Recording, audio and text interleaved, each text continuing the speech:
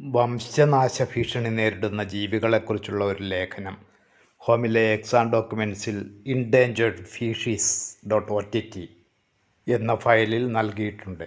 ഈ file LibreOffice റൈറ്ററിൽ തുറന്ന് ചുവടെ നിർദ്ദേശിച്ച രീതിയിൽ ഫോർമാറ്റ് ചെയ്യുക. പ്രധാന ശീർഷകത്തിന് ഹെഡിംഗ് 1 എന്ന സ്റ്റൈൽ നൽകുക. ഉപശീർഷകങ്ങൾക്ക് ഹെഡിംഗ് 2 എന്ന സ്റ്റൈൽ നൽകുക. തുടർന്ന് ഹെഡിംഗ് 2 എന്ന സ്റ്റൈലിൽ ചുവടെ നൽകിയ മാറ്റങ്ങൾ വരുത്തുക. Font family Gentium basic, font colour green, font size 110%, underline single.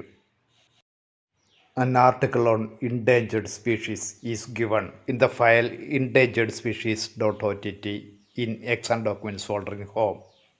Open this file in LibreOffice Writer and format it as per the following instructions.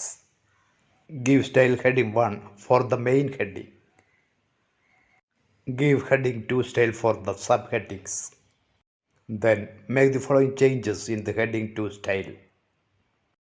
Font family Centium Basic, font color green, font size 110%, underline single.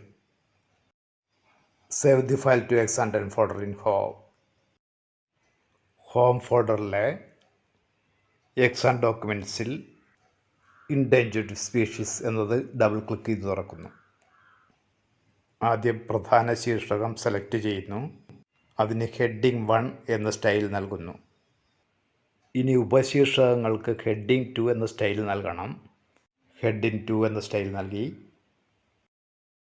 ബാക്കിയുള്ള എല്ലാ sub ഹെഡിങ്ങുകൾക്കും select ചെയ്തതിന് ശേഷം heading 2 എന്ന style നൽകേണ്ടതുണ്ട്. എല്ലാം ഇതുപോലെ select ചെയ്യുന്നു. അതിനുശേഷം സ്റ്റൈൽ ബോക്സിൽ നിന്നും അവയ്ക്കെല്ലാം ഹെഡിംഗ് 2 എന്ന സ്റ്റൈൽ നൽകുന്നു. ഇനി ഹെഡിംഗ് 2 എന്ന സ്റ്റൈലിൽ ചുവടെ നൽകിയ മാറ്റങ്ങൾ വരുത്തണം. ഒന്നാമത്തെ മാറ്റം, ഫോണ്ട് ഫാമിലി ജെൻറ്റിയം ബേസിക് ആക്കണം. അതിനുവേണ്ടി ഇവിടെ സ്റ്റൈൽ ബോക്സിലെ മോർ സ്റ്റൈൽസ് എന്നതിൽ ക്ലിക്ക് ചെയ്യുന്നു. ഹെഡിംഗ് 2 എന്ന സ്റ്റൈലിലാണ് മാറ്റം വരുത്താൻ പറഞ്ഞിട്ടുള്ളത്. അതുകൊണ്ട് ഹെഡിംഗ് 2 എന്ന സ്റ്റൈലിൽ റൈറ്റ് ക്ലിക്ക് ചെയ്യുന്നു. മോഡിഫൈ എന്നതിൽ ക്ലിക്ക് ചെയ്യുന്നു. ഫോണ്ട് ഫാമിലി ജെൻറ്റിയം ബേസിക് ആക്കണം. അതിന് ഫോണ്ട് ടാബിൽ ക്ലിക്ക് ചെയ്യുന്നു. ഫോണ്ട് ഫാമിലി ഇവിടെ നിന്നും ജെൻറ്റിയം ബേസിക് ആക്കി മാറ്റുന്നു.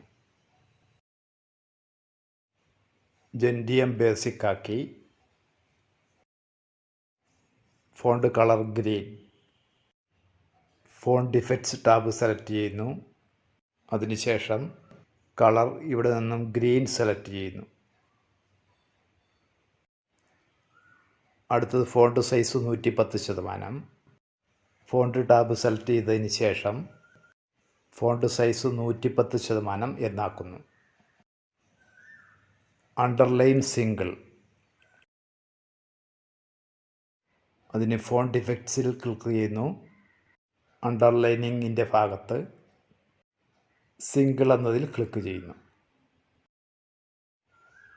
ഇനി അപ്ലൈ എന്നതിൽ ക്ലിക്ക് ചെയ്യുന്നു.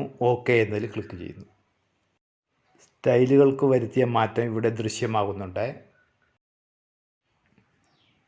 ഇനി മാറ്റം വരുത്തിയ ഫയൽ നമുക്ക് സേവ് ചെയ്യാം. ഫയൽ എന്നതിൽ ക്ലിക്ക് ചെയ്യുന്നു.